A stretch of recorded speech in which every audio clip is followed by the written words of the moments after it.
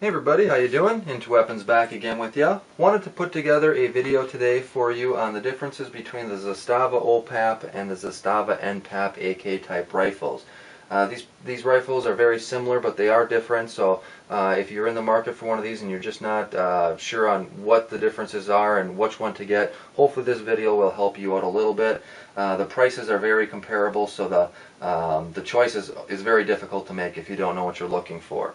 If you're not subscribed to my channel, please do so. I appreciate the support, but if you are subscribed, you know that I recently put together a video on the differences between an N-PAP, which I have here, compared to the Wasser 1063, which is another very common low-end AK-47 on the market.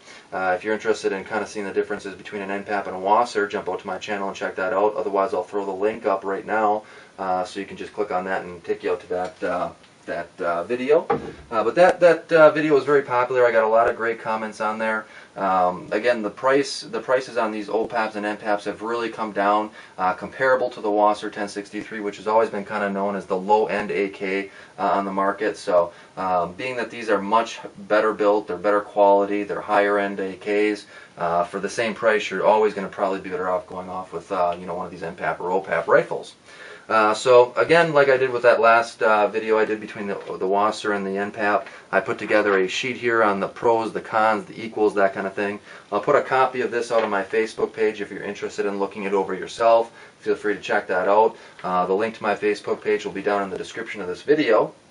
But this video, compared to my last one, which was the Wasser versus N-PAP, this one, the rifles are very similar. Obviously, they are made by the same manufacturer, which is Zastava out of Serbia. It's based on a Yugo design, but there are a couple key features that are different between these two rifles that we're going to go over. So we'll start off with the O-PAP here on the price. As of right now, which is 12/18/2013, you can get these on AIM Surplus. It's back ordered, but they are accepting orders. You can get these for $530, right about. The N-PAP is a little bit more expensive, what I found on the market. They're a little bit more difficult to find. You can find them with the black polymer furniture, I think, for a little bit cheaper. I've heard that's going to be discontinued, so if you're looking for something like that, jump out there and get it right away. Otherwise, the wood furniture is going to be what's left. And from what I've found, the cheapest price, which is through Centerfire Systems, is about $599. And actually this one might be the back ordered one. The O-PAP, I think, is the one that's in stock, so I might have mixed that up. So the prices are very, they're close. This is about, the O-PAP is a little bit cheaper, which is surprising to me. The N-PAP just, I think, is a little bit harder to find, which is driving the prices to be a little bit higher. And really, I think that's what's driving the prices on these both to come down so much lately is after the market scare, we have a large inventory of these rifles that the retailers have, and they're just trying to unload them now at this point. So I'm expecting these rifles to go back up to their original pre-panic prices of around $700 to $800, depending on what retailer you go through. So if you're looking in the market for one of these, now is probably the time to get it. I don't think it's going to get much cheaper, and I'm thinking they're probably going to get more expensive. So some of the things that are equal between the two, they're both obviously calibered in 7.62 by 3.9. The barrel length on both of them are 16 inches. The overall length are exactly the same at 36 inches. They both have a barrel twist rate of 1 in 10 inches. They both have a TAPCO G2 trigger group. Both of them accept all high-cap standard AK magazines, which is a common question. Can any magazine fit in these? Yes.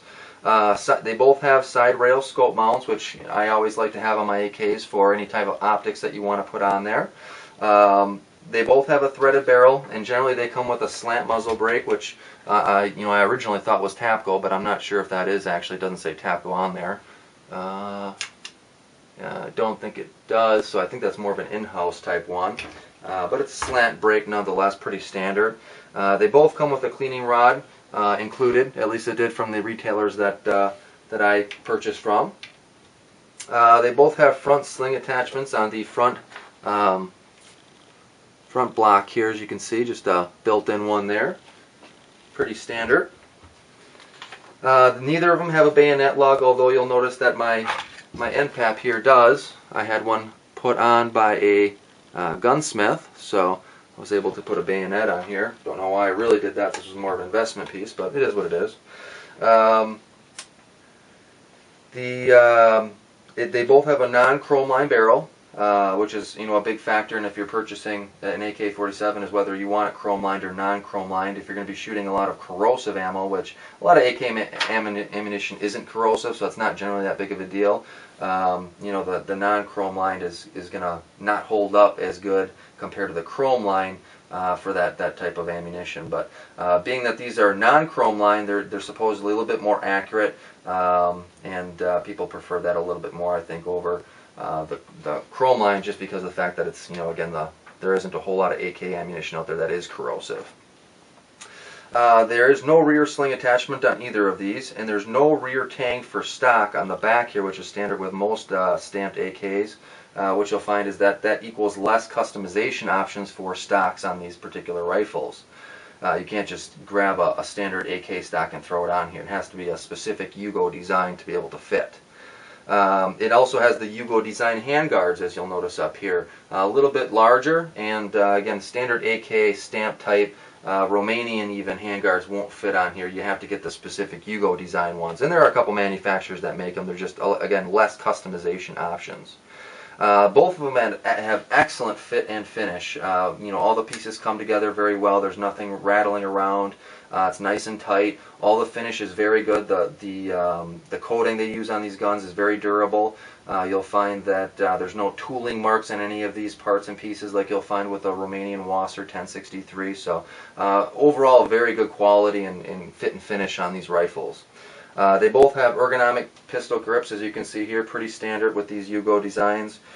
They both have the strengthened dust cover locking system, which I recently did a disassembly video, and this is really the only difference between a standard AK and these O-PAP rifles, is that there's a little button on the left-hand side here that you got to push in order to depress the recoil spring and take the dust cover off. So not a big difference, but it does make a key feature as far as it holding that dust cover in place, much better than a standard stamp type receiver from, let's say, Romania. Put this back here. And they both have the heavier front sight block, which I've noticed compared to the Romanian Wasser. It's just a bigger, heavier, bulkier front base system, so that's kind of nice. So that's really the equals between the two. What we'll look at now is the O-PAP and the pros of the O-PAP. The O-PAP is a little bit better in my opinion compared to the N-PAP, which surprises me again because the price of the N-PAP is a little bit higher. I think that's in regards to the volume and inventory that's out there, though, the supply and demand type thing. But the O-PAP here has a weight of 9 pounds, where the N-PAP has a weight of 7.7 pounds. Now, I did put that under a pro for both of them because depending on if you want a heavier gun or if you want a little bit lighter of a gun, I could go either way. So that's going to be more of a preference on you. I guess if I had a choice, I'd go a little bit heavier because you're just going to have a little bit better build, durability, a little bit more rigidity, which probably equals a little bit more better accuracy. So that's my opinion on it, at least. The receiver thickness on this O-PAP is 1.5 millimeters thick. It's got the heavy RPK type receiver, whereas the N-PAP just has a standard 1.0 millimeters stamped receiver, which is very common with most AKMs, including the Wasser 1063. The price, again, is kind of a big pro for the O-PAP right now. It's a little bit cheaper at $530 compared to the N-PAP, which is about $599 or $600 or thereabouts. The O-PAP did come with rough wood stock and handguards, no finish, compared to the M-PAP, which did have this finished, it's either beechwood or an elm wood. I'm not sure. I did a little bit of research online, and no one's really 100% positive on that, but either way, it is a nice finish. It's real nice and smooth. It's done very well, and you can tell they put a little bit more attention to that compared to the rough stock that came with this O-PAP. Now, I do have to mention that this O-PAP stock looks a little bit nicer than what you would get off right out of the box, and that is because I sanded and put a little bit of a polyurethane coating on here just to protect it. So you're not actually seeing the rough stock here on this particular rifle. And then one thing that I did notice on this O-PAP that I never noticed before was that the dimple that's in here in the receiver is a little bit larger compared to that of the N-PAP, which is a little bit smaller.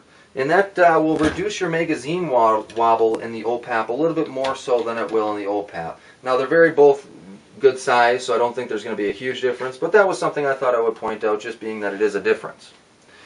So the pros of the N-PAP, again, are going to come down to the 7.7 pounds, a little bit lighter. It's got that finished beech or elm wood. And one thing that this N-PAP has that the O-PAP doesn't have is this enhanced safety selector, which has a bolt hold open feature. So if you're at the range and your range requires that your bolt remain open if it's not being used, you can actually pull this back, lift up your safety selector, and lock in that bolt in an open position there, which is kind of cool. And then to release it, you just go ahead and go like that. Whereas the O-PAP here, and I'm thinking this is probably because of the thicker type receiver, there's not a lot of options in that as far as aftermarket parts and things of that nature, but as you can see, it does not have the notch in here for that bolt hold open, so you do not have that feature on this particular rifle. That might be something that you're able to add on afterwards. Again, I'm not sure, being that it has that thicker receiver, sometimes that messes things up with switching out parts and things of that nature. And then one other thing that I noticed with the N-PAP is that it does have a third rivet here in the back of the receiver, so it's got 3 of them, whereas the O-PAP here only has 2. Now the O-PAP again has that thicker RPK type receiver that's 1.5 millimeter thick, so I don't think that extra rivet's going to make any difference whatsoever in the rigidity or durability of the rifle, but that's something again that I wanted to point out as a difference. Now we'll go into a little bit of the cons of the O-PAP. Again, you got that rough stock and handguards with no finish, so you kind of have to deal with that a little bit once you get that rifle. You got the standard safety selector, and you only have the 2 rivets in the rear. That's really the only cons that I could think of on this rifle. The cons for the N-PAP would be the price. It's a little bit higher. It's got that smaller dimple, which I don't think really makes any difference. The receiver thickness is smaller. It's only 1.0 millimeters thick compared to the thicker 1.5, and it's got just a standard stamped receiver instead of the heavy RPK type receiver. So as you can see, they're both very similar. The only real differences between the two are the wood and the receiver. The receiver on the O-PAP is thicker and heavier. The receiver on the N-PAP isn't. The wood on the N-PAP is better. The wood on the O-PAP isn't as good. Otherwise, they're pretty much identical rifles, minus a couple features like this, safety bolt hold open, enhanced safety selector thing. So it's kind of a wash, guys. I guess I really don't know. If I had to make a choice between one or the other, I would probably go with the O-PAP, and that's just again because it has that thicker receiver. It's just a little bit better built in that respect, so that's kind of where I'd throw my money if I had it. And right now it's a better buy, so I don't mind dealing with a rough stock, and that's certainly not a big issue for me. So that's my choice, and I'm sure there's going to be other people that disagree, and that's perfectly acceptable. So if you have any questions, feel free to let me know, guys. I really hope that this video helps you out if you're looking to buy one of these rifles. As always, I appreciate you watching. Until next time, take it easy.